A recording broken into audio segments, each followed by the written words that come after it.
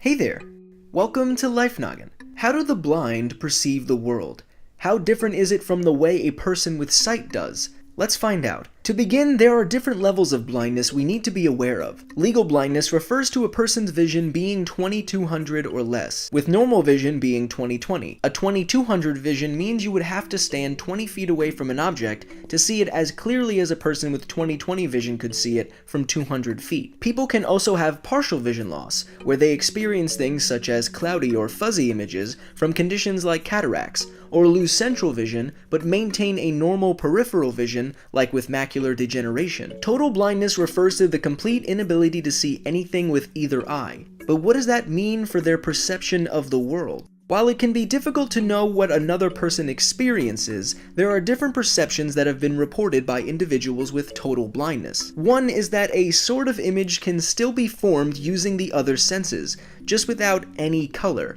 And when I say without any color, I mean even black and white. This was reported where the person was blind from an extremely early age. Another perception is that they might see a bright and colorful landscape of ever-changing light. This view was reported by some people that went blind later in life and still remember what it's like to experience sight. So does lacking sight increase other senses? Well, it used to be thought that people without sight would have a stronger sense of smell, but modern evidence seems to prove otherwise. Using both subjective and objective testing methods, a German study found no measurable difference between the sense of smell of blind participants and those with sight. However, it does seem to ring true that lack of sight leads to a better sense of touch. Blindness, especially from birth, has been shown to lead to faster and more sensitive tactile abilities. So it looks like Daredevil's incredible sense of balance and acrobatics isn't that far off.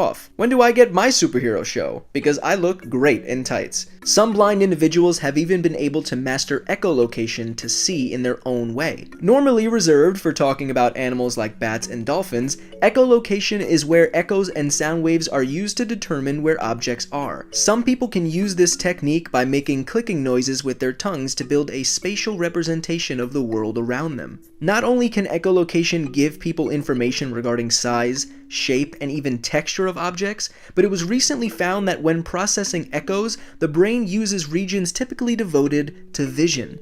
Maybe our visions are more than just what our eyes tell us. It also seems that people with total blindness still react to light. Our brains can detect light through a photoreceptor in the ganglion cell layer of the retina, which is different from the rods and cones we use to see. A recent study was done where participants with total blindness were able to correctly determine when a blue light was on or off. They were also shown to be more attentive in response to flashing lights. Furthering the importance of this, it gives validity to the theory that light stimulates brain activity and gives enhanced performance on cognitive tasks, whether a person is blind or not. I may not have eyes, but I can still see how incredibly cool this is. So we talked about sight, but what about our sense of sound? Have you ever wanted to know how we actually hear things? To answer that, first we need to discuss the physics of a sound wave. These are longitudinal waves that travel through a medium. Thank you so much for watching. My name is Blocko. This has been Life Noggin. Don't forget to keep on thinking.